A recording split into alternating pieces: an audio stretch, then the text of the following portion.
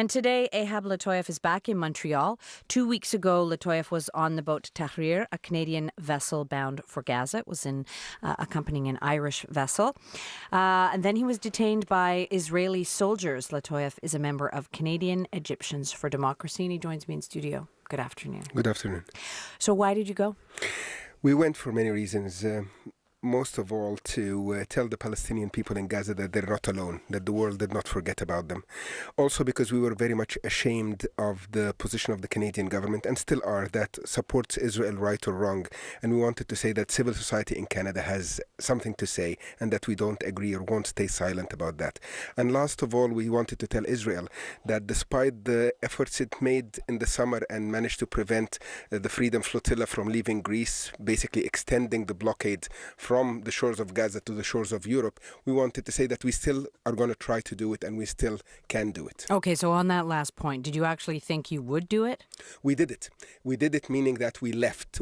They couldn't deny us from leaving and heading towards the shores of Gaza. If they choose to exert military force against a civilian boat that's full of activists that are announcing that they don't have guns and they don't have weapons and will not resist, and after boarding us and realizing that we don't have anything they should be worried about, still detain us, that's their choice to act as pirates. Okay, I want to ask you, though, I want to get to that part, but I want to ask you just about the fact that you did make it.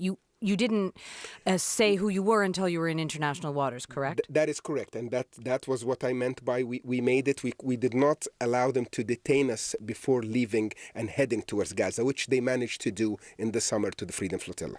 So what happened when they detained you? I understand it was the boarding of the boat was not violent. The boarding of the boat was not extremely violent. It wasn't extremely peaceful either, because we announced to them very clearly that there's no need for them to even come with pointed weapons, because we are not going to resist. We are a group of 12 civilians, half of us are journalists, and there's not going to be any trouble. Still, they continued hitting us with the water cannons, which are not something pleasant, and asking us to be on the bow of the boat, which I did personally, and then they started spraying me with the water cannon, so I had to go into the captain's chamber. But you must have been prepared for this kind of thing. Absolutely. We were prepared, we were ready, we knew that we can only control our own actions, we can't control theirs.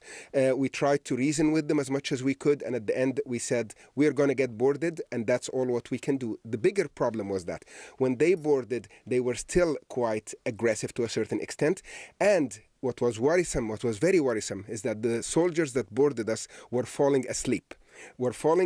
While they were guarding us after they took control of us, and they fell asleep actually in our resting quarters on the boat, and that worried us very much. Why?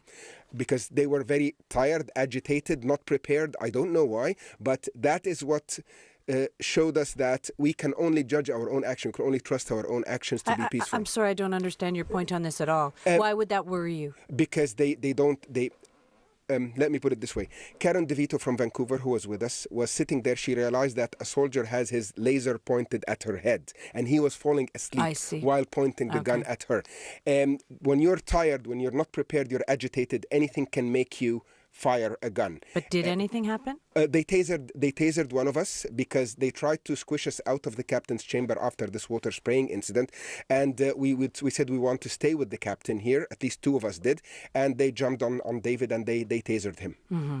But again, I mean, you must have gone prepared for trouble. These kinds of ships have not exactly been greeted with open arms in the past. No, and we prepared expecting the worst, yes, but understanding why they should be like that is still beyond me, and why they still have our boat and our medical supplies is still beyond me as well.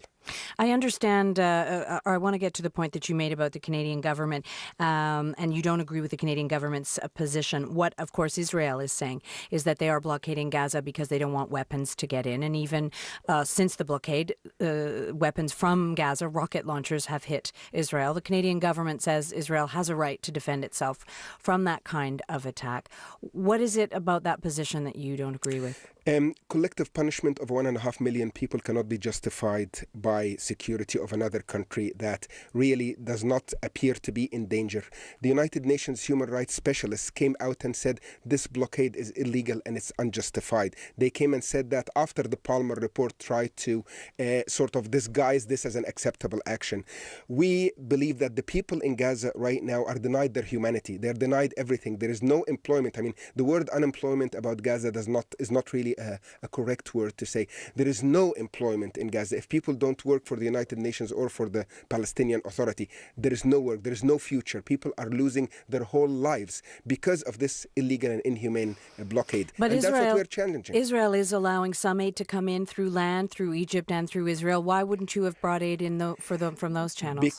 Because it's not only about aid. When you asked me at the beginning, why did I go? Yes. It was not only aid. Aid is a part of what we're trying to do. But the people in Gaza do not want to live on aid. They are being forced to live on handouts, and that's not a life that we would accept for ourselves, so that we shouldn't accept it for other people. Now, you made the point that you were able to leave. You did not achieve one of the missions of your goal, or I guess the stated mission which was to get there to reach to Gaza.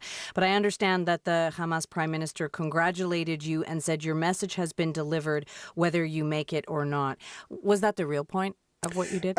As I said, I mean, our message we were a civilian action, civilian to civilian. Our contacts in Gaza were civilian society as well, not government, not political. So whoever welcomes us or not is up to them. But from our side, a part of our message was to tell the people in Gaza, you're not alone, and we're going to try. And to tell Israel, you shouldn't be left to exert this type of punishment on people without the world standing up to you. And if the governments of the world don't, then there are people in the world out of conscience that will. Ehab Latoyev, thank you. Thank you for having me. My guest in studio is Ehab Latoyev.